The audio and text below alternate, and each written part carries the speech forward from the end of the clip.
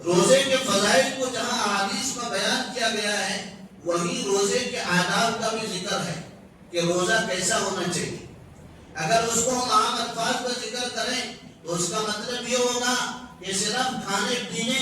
اور اپنی خواہش کو پوری کرنے سے رکنے کا نام روزہ نہیں ہے، بلکہ روزہ نام ہے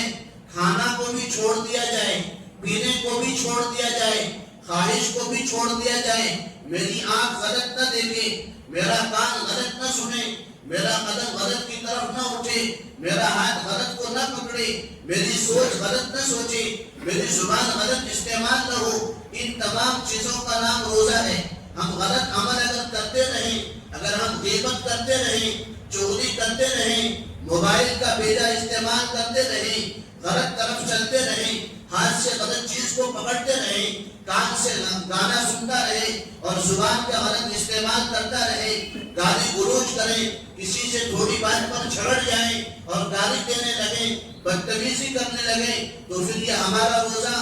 حقیقت پر روزہ نہیں ہے۔ اللہ کے رسول صلی اللہ علیہ وسلم فرماتے ہیں من لم یدع قول الزور والعمل به فلیس للہ حاجۃ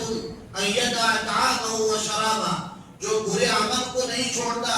بری بات کو نہیں چھوڑتا، روزے کے آداب کا خیال نہیں کرتا،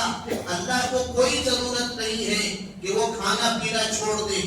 اللہ کو کوئی ضرورت نہیں ہے کہ وہ کھانا پینا چھوڑ دے۔ اس لیے کہ اللہ نے رمضان کا مہینہ اور اس پر روزے کو جو فرض فرمایا ہے، اس کا مقصد یہ ہے کہ انسان کے دل میں تقوی پیدا ہو جائے، انسان متقی اور پرہیزگار بن جائے۔ لیکن اگر روزہ رکھ کر ان تمام حرکتوں کو کوئی کرتا رہا، پاکیزہ زندگی نہیں گزارا، تو اس کے اندر تقوی کی صفت کیسے پیدا ہوگی؟ اسی نے ایک اور حدیث میں فرمایا رب صائم لیس لہ من صیامہ الا الجوع، بہت سے روزے دار ایسے ہیں کہ ان کو بھوکا رہنے کے سوا کچھ بھی حاصل نہیں ہوتا، یعنی وہ صبح سے لے کر شام تک بھوکا رہتا ہے، روزے کا فرض تو ادا ہو جاتا، لیکن روزے کا جو مقصد ہے، روزے پر جو ثواب ملنا ہے اور روزے کے ذریعے اللہ کا قرب جو ملنا ہے، وہ اس کو حاصل نہیں ہوتا۔ اسی لیے روزے کے آداب کا خیال کرنا ہے اور خاص طور سے غیبت سے اپنے آپ کو بچانا ہے۔ اور اس کا ایک طریقہ یہ ہے کہ رمضان میں اعمال کا اہتمام کیا جائے، مجلسوں سے بچا جائے، جیسی ہی مجلس لگتی ہے روزہ برباد ہوتا ہے۔ عام طور سے معمول یہی ہے کہ جیسے دو چار لوگ ملتے ہیں، پہلے اپنی بات ہوتی ہے، پھر دوسرے کی بات شروع ہو جاتی ہے، پھر غیبت شروع ہو جاتی ہے، روزہ برباد ہوتا ہے۔ اللہ کے رسول صلی اللہ علیہ وسلم کے زمانے میں دو عورتوں نے روزہ رکھا، ان کو روزے کی شدت بہت ہو گئی،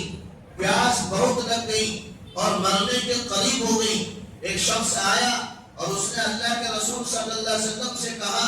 کہ دو عورتوں نے روزہ رکھا اور ان کو روزے کا احساس بہت ہو گیا، وہ مرنے کے قریب ہو گئی ہے۔ کہنے کا مقصد یہ تھا کہ اگر آپ اجازت دیں تو وہ لوگ وہ دونوں عورتیں روزہ توڑ دیں۔ اللہ کے رسول صلی اللہ علیہ وسلم نے پہلی مرتبہ توجہ نہیں دیا، پھر جب دوسری مرتبہ کہا گیا تو اللہ کے رسول صلی اللہ علیہ وسلم نے کہا کہ ان دونوں عورتوں کو بلاؤ۔ وہ دونوں عورتیں آئی، اللہ کے رسول صلی اللہ علیہ وسلم نے ان دونوں عورتوں کے سامنے ایک پیالہ رکھا اور کہا کہ اس پر طے کرو۔ وہ عورتیں بھی حیران ہوئی،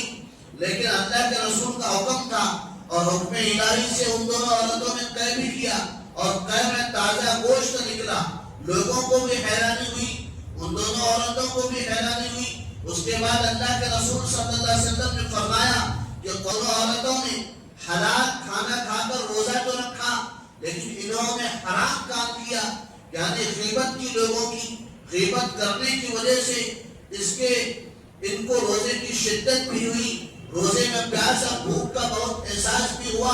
اور پھر یہ ہے کہ قے میں تازہ گوشت نکلا۔ یہی وجہ ہے کہ حضرات صحابہ کرام میں بھی کئی صحابی ایسے ملتے ہیں جو کہتے ہیں کہ غیبت کرنے سے روزہ ہی ٹوٹ جاتا ہے، غیبت کرنے سے روزہ ہی ٹوٹ جاتا ہے۔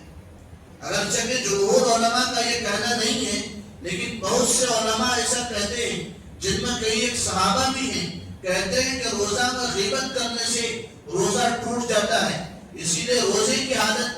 اس کا خاص اہتمام کرنا چاہیے کہ غیبت چغلی زبان کا غلط استعمال ہرگز نہ ہو. روزے کو بچائیے، اس کو بنائیے، تبھی اس کا جو بے انتہا ثواب اور اس کی جو فضیلتیں ہیں وہ ہم کو ملیں گی.